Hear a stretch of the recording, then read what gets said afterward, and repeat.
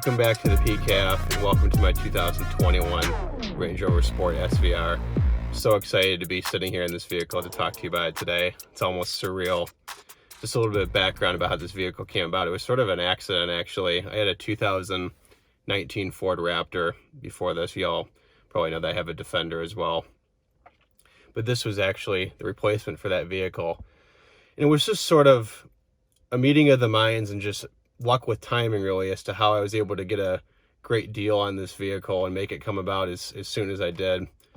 So as people probably know, with the pandemic and so on, a lot of manufacturers have had, limited supply chains are down, not getting the parts they need to complete the vehicles off the line.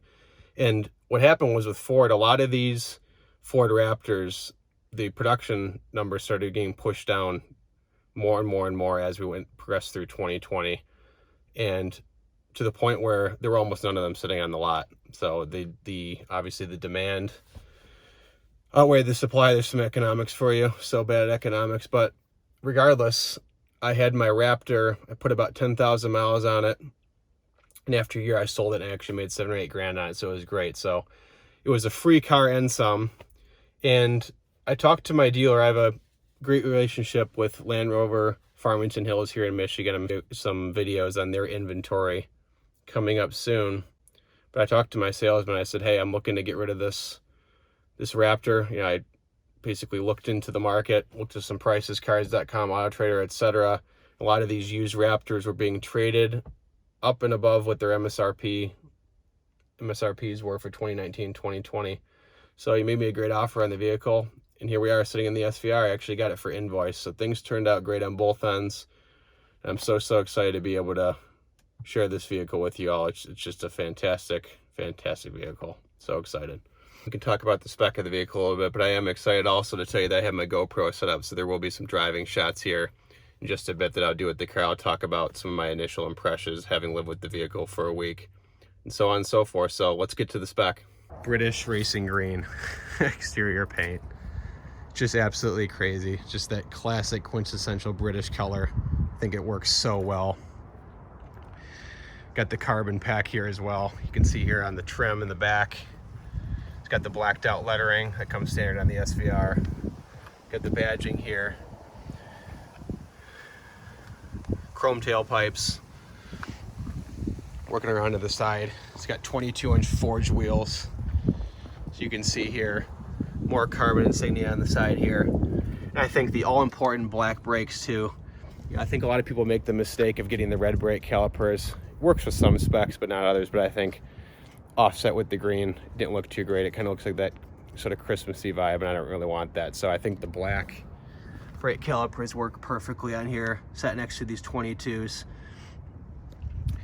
It's the exposed carbon exterior pack as well that you can see on here. You got the side caps in carbon, got the side insignia in carbon that I just showed you.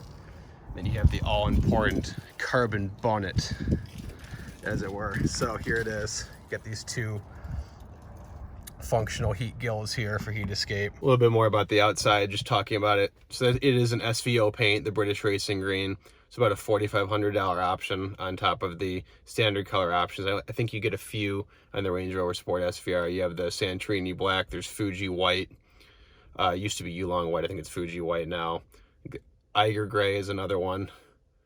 And also Indus silver is another. I think those are really the main few color palettes that you get. The rest you have to sort of option up, and there's different tiers. There's metallics that you can get. I think it's a $710 option.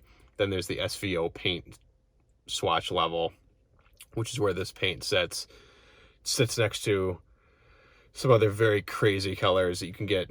A crazy brown that you can get. There's a color called Borealis Black, which is sort of this purpley galaxy black. Jaguar Land Rover just do an excellent job with paints. They just hit it out of the ballpark. And on top of all the crazy colors as it is, they're also, most of them are available in a satin finish. So I actually could have gotten this satin British Racing Green.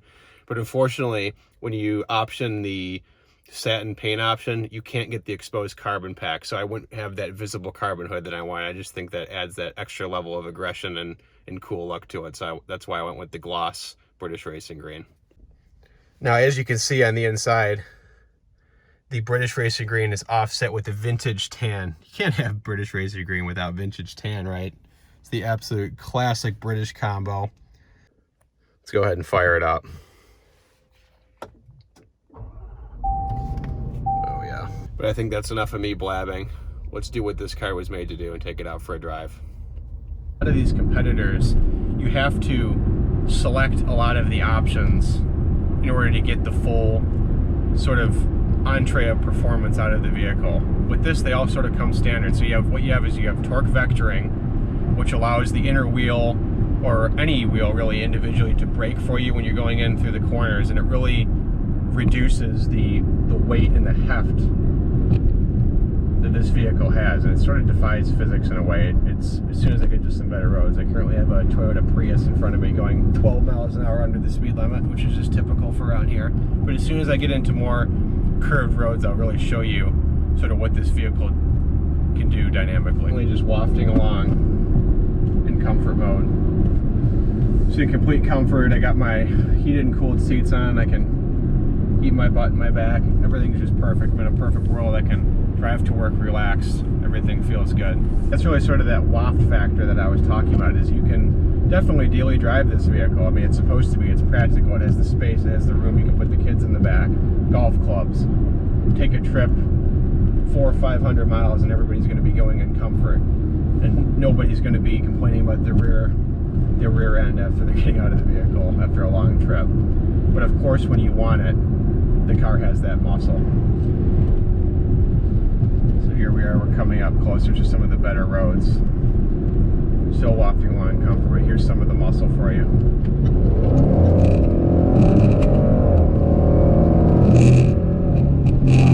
Finally got around our Prius.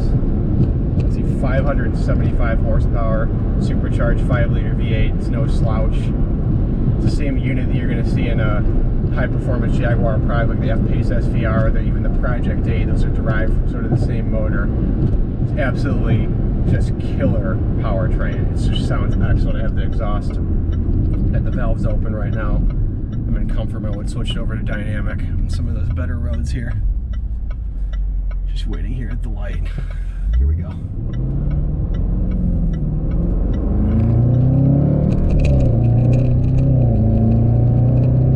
Just hear that. That muscle go through here. It's actually an eco. Oops. Now we're in dynamic. Here we go at corner. This is a 25-mile-an-hour corner marked. Going in at 55. Just amazing. How do you have such little body roll with something that weighs 5,000 pounds? That's really the testament to these vehicles and the way that they're engineered. Again, it's that torque vectoring and just the chassis dynamics that these engineers are able to put into these vehicles nowadays is astounding, between the way the traction control and the stability control communicate. And there's just so many sensors and things all over the car that are just telling the vehicle what's going on and what you're doing as the driver, giving it inputs. It knows, it basically learns the environment as it goes along. It's surreal. I'm putting it over to manual mode. It's downshift a few times here. Having sport, manual mode, dynamic. Here we go, pulling out.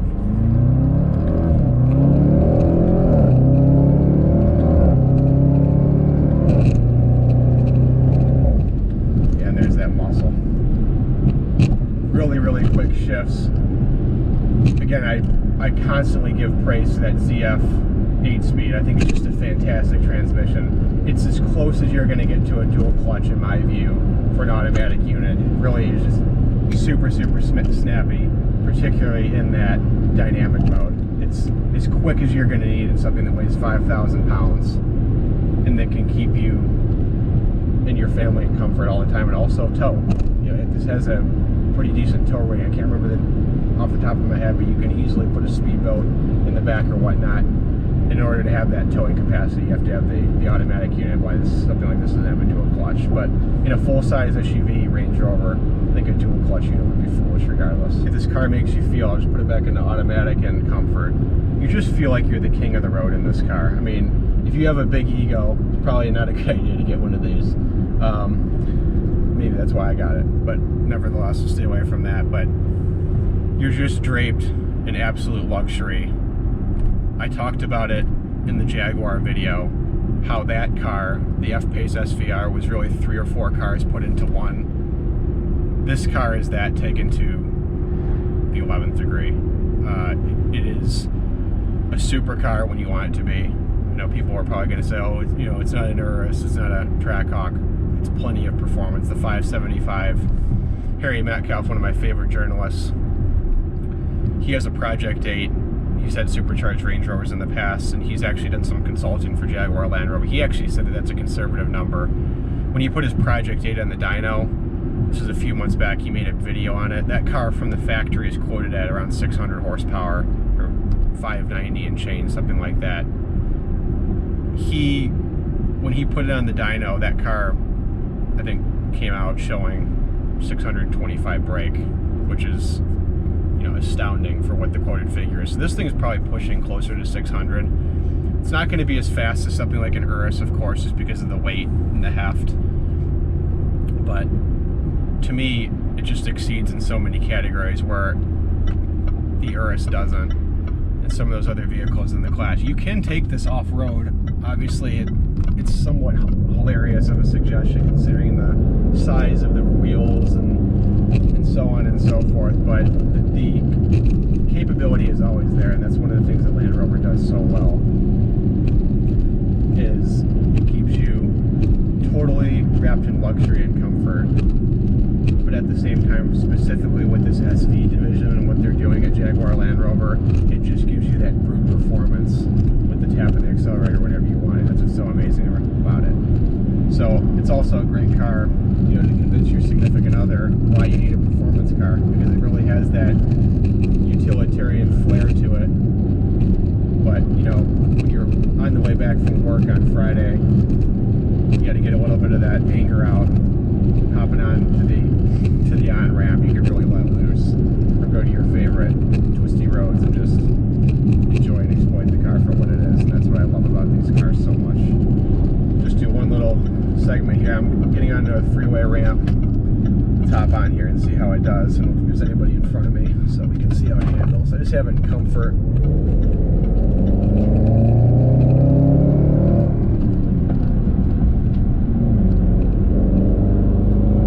Just amazing. Perfect apex. Yeah, it feels like it's 1,000, 1,200 pounds less than it actually is. It's absolutely astounding. But I hope you enjoyed this video on my Range Rover Sport SVR. I'm just so excited to have this car, and blessed to be able to call it my sort of daily driver vehicle. You know, I have a lot of SUVs. I got the Defender and I have this now. Maybe time to add sort of a sports car, supercar to the lineup soon. I'm going to see what I can do, get the finances in order, continue churning and working on business projects and so on, and we'll see. Hopefully I'll have an update on that soon for you as well. There may be something in the works, and the brand starts with a P. So we will see we shall see what happens. But again, thank you very much for tuning into PKF. I hope you enjoyed the video on the SVR. Please like and subscribe, and there's going to be a lot more videos coming soon, particularly on this vehicle. I'm going to be doing some more content with it. I'm going to do a drive review of the Defender as well. I know that video did very, very well, and I appreciate everybody so much who watched the video. So thanks a lot for tuning in, and we'll see you next time. See ya.